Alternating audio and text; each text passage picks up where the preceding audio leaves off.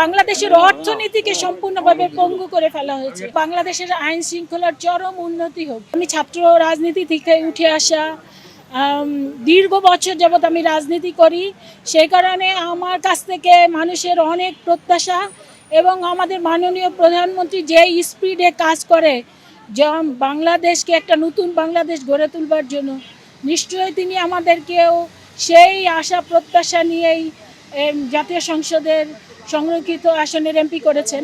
কাজেই সবসময় একটা চিন্তা করি যে এখন যেই দায়িত্ব পড়বে সেই দায়িত্বটা যেন পবিত্রতার সহিত এবং সম্পূর্ণ পরিপূর্ণভাবে পালন করতে চাই।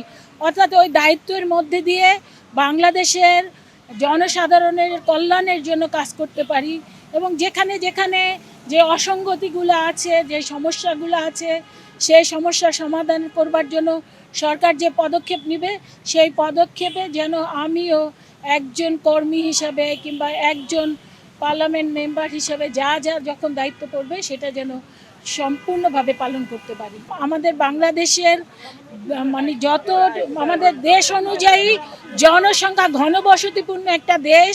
বিগত বছরগুলোতে আমাদের প্রত্যেকটা ইনস্টিটিউশন ধ্বংস করা হয়েছে এবং বাংলাদেশের অর্থনীতিকে সম্পূর্ণভাবে পঙ্গু করে ফেলা হয়েছে। বাংলাদেশের মানুষের কিন্তু অনেক প্রত্যাশা যে খুব দ্রুত এই অর্থনৈতিক যে ধ্বংসপ্রাপ্ত একটা দেশ সেখান থেকে আমরা একটা স্বনির্ভর বাংলাদেশে চলে যায়। এটা হলো মানুষের প্রত্যাশা।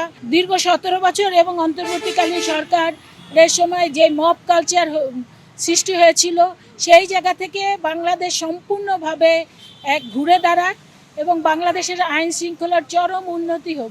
এগুলো হলো অনেক চ্যালেঞ্জ। আর বাংলাদেশের অর্ধেকের বেশি যে নারী, সেই নারীদেরকে পুরুষের সাথে সমানভাবে সমৃদ্ধ করতে হবে এবং তাদেরকে স্বাবলম্বী করতে হবে, তাদেরকে সুশিক্ষায় শিক্ষিত করতে হবে। এই যে এইসব চ্যালেঞ্জগুলো আমরা যদি মোকাবেলা করতে পারি, এগুলোই হচ্ছে আমাদের সামনে বড় চ্যালেঞ্জ। এই চ্যালেঞ্জগুলো আমরা মোকাবেলা করে বাংলাদেশকে সামনের দিকে এগিয়ে নিয়ে যেতে চাই এবং মাননীয় প্রধানমন্ত্রীর হাতকে শক্তিশালী করবার জন্য যখন যে নির্দেশ আসবে সেটা পালন করে যেতে চাই।